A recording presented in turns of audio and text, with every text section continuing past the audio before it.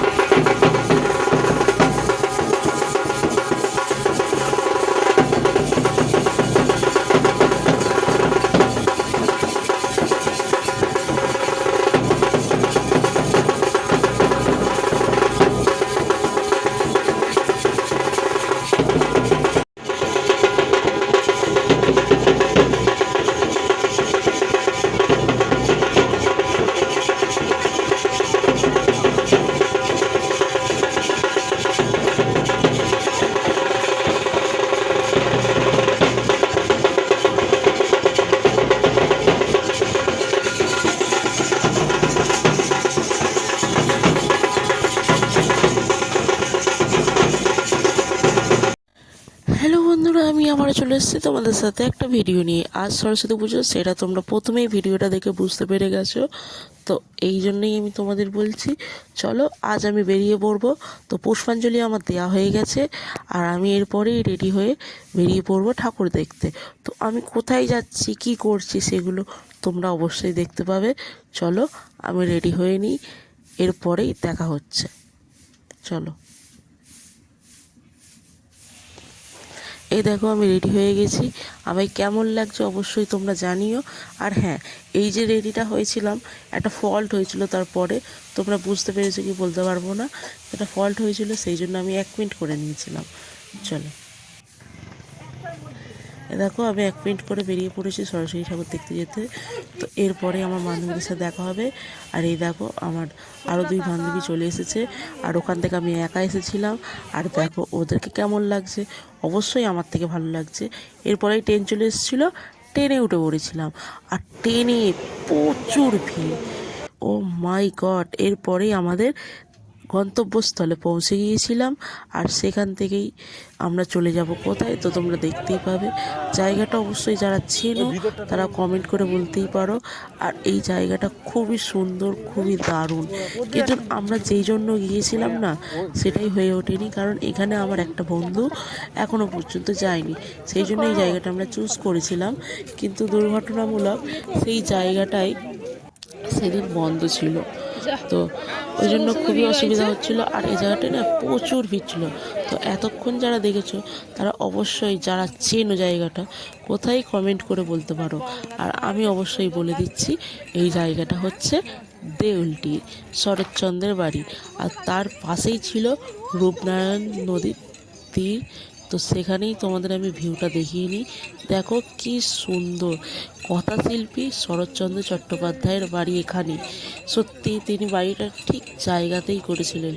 এখানে এলে সত্যিই একটা ফিল হয়, একটা কিছু লেখা তো যাবেই, লেখা তো যাবেই। তো সেই জন্যই তোমাদের বলছি, তোমরা এখানে একটু এসো যারা এখনও পর্যন্ত আসোনি। আর এই দেখো আমরা একটু ফাঁকা জায়গায় এসে দাঁড়িয়েছিলাম, আর দাঁড়িয়ে একটু ফটো শ্যুট করেছিলাম এখানে। তো দেখো এখানটাও মোটামুটি ভিড় আছে, কারণ এই ধারটাই আমরা এসে দাঁড়িয়েছিলাম। আর এখানে না এসে দেখলাম আমাদের চেনা জানা অনেকের সাথেই দেখা হয়েছিল, তো খুব ভালো লেগেছিলো। আর এখানে কিছু খাবার ব্যবস্থাও ছিল, অনেক দোকান ছিল, তো তোমরা অবশ্যই খেতে পারো। ও কাফেলরা আসছে অনেক। আর এই দেখো আমাদের সাহিত্যিক কথাশিল্পী শরৎচন্দ্রের বাড়ি তোমাদের বাইরে থেকে দেখাচ্ছি, ভিতরে দেখাতে পারলাম না।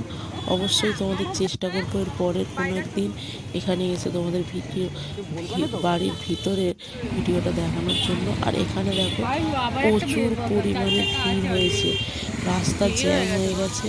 আর এই জ্যামের কারণেই এইখানে একটা ছোট ও ঝামেলা শুরু হচ্ছিল, কিন্তু না আমরা সেইটা কাটিয়ে বাড়ি ফেরার চেষ্টা করছিলাম। কারণ এখানে যখন শরৎচন্দ্রের বাড়ি বন্ধ, এখানে থেকে কোনো লাভ নেই।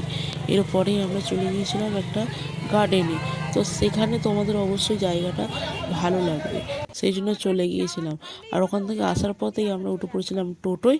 আর টোটো থেকে এসে আমরা স্টেশনে যাব। টোটো থেকে নেমে একটু হাঁটতে শুরু করলাম বন্ধুরা মিলে স্টেশনে যাওয়ার জন্য। তো স্টেশনে এসে যাওয়ার পরেই আমরা ট্রেনে উঠে পড়েছিলাম। তো চলো, ট্রেনে আমরা কি কি মজা করছি তোমরা দেখতে পাবে, আর খুবই ভালো লাগবে তোমাদের। কারণ সত্যি অসাধারণ একটা ফিল হয়েছিল আমাদের 3 বান্ধবীরই। আর এই দেখো ট্রেনে উঠে পড়েছি, ট্রেনে উঠেও ভিডিও করতে ছাড়িনি, তোমাদের শুধু দেখাবো বলে। এই দেখো আমরা 3জন মিলে খুবই এনজয় করেছি। আর এরপরেই চলে এলাম একটা গার্ডেনে, স্টেশন থেকে নেমে পড়লাম।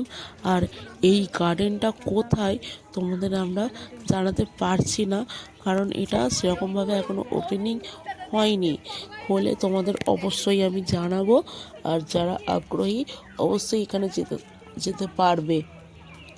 তো সেই জন্য আমার চ্যানেলটা সাবস্ক্রাইব করে দিতে পারো তোমরা, কারণ এই জায়গাটা দেখে নাও কতটা অসাধারণ। তো তোমরা যদি যেতে চাও আমার সাথে যোগাযোগ করতে পারো, কিন্তু না আমি বলবো এখন না, ওপেনিং হলে তোমাদেরকে আমি অবশ্যই জানাবো। চলো, আমরাও এখানে এসে অনেক রিলস বানিয়েছি, ফটোশ্যুট করেছি। আর জায়গাটা সত্যি বলছি খুবই অসাধারণ। এরপরে আমরা ট্রেনের জন্য দাঁড়িয়েছিলাম, আর এখন প্রায় 7টা বাজে। আর দেখো ট্রেন আসতে লেট করছিল। তো এখানেই ভিডিও শেষ, টাটা বাই বাই, সবাই ভালো থেকো।